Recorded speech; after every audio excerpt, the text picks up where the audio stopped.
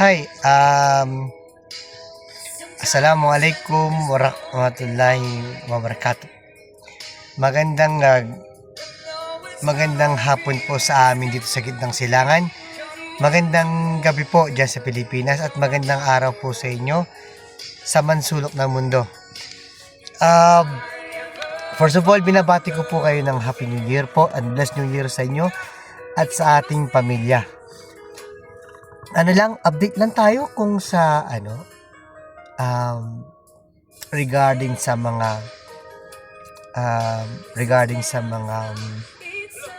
may mga problema sa ating sa mga kinaharap natin, yung depression ba.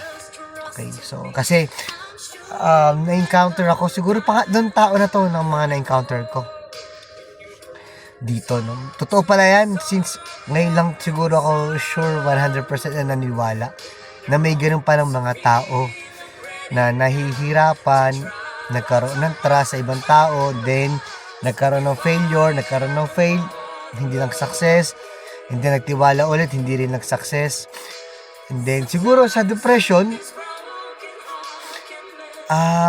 na-depress sila, no? Parang hindi nila how can we say that, minsan kung ano-ano na lang nasasabi nila sa sarili nila, kahit sa mga colleague nila, sa ibang tao, sa depression nila, hindi nila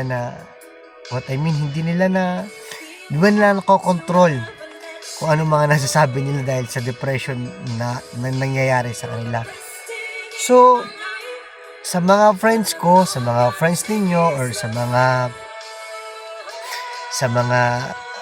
nakapaligid niyo, kung may mga ganung pangyayari, mga kapatid, sana makatulong tayo sa ibang way, no? Pero kung kaya naman tulungan ng sarili niya, may sakit na depression, kung mayroon man siya, kung kaya naman niyo tulungan at gamutin ang sarili niya, well, thanks God, or alhamdulillah. Okay, inside, siguro just pray na lang sa kanila na malagpasan nila yung pagsubok na yon, na malagpasan at makayanin nila yung mga pagsubok na yon. So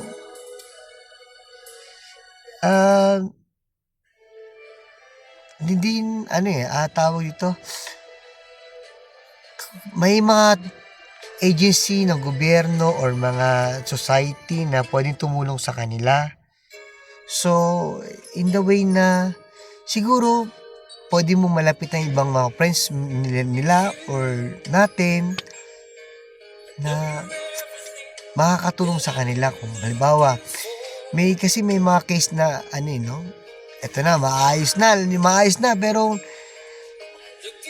na-fail pa rin siya. So, tawag dito, ang gawin lang siguro natin is support them if ever, and then psychological understanding na lang sa mga ganong tao.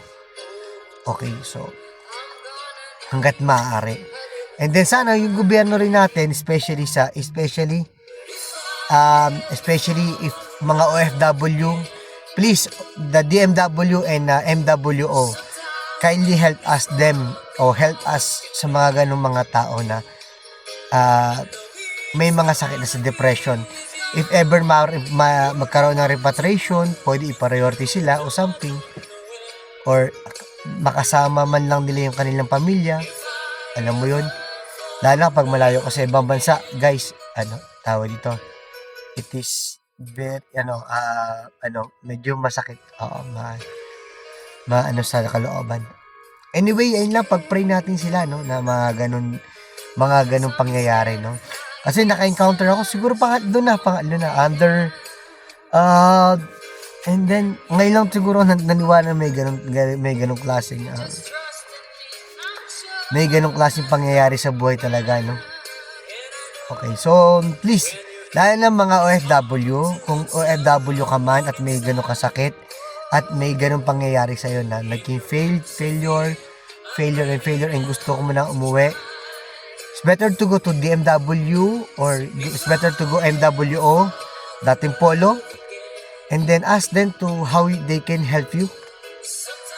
So, if kung merong repatriation, kung merong libreng ticket, kung merong magsasagot, or i-assist ka nila in the way na para makauwi ka lang, proceed, wala namang problema, libre naman po ang pagpunta sa gobyerno.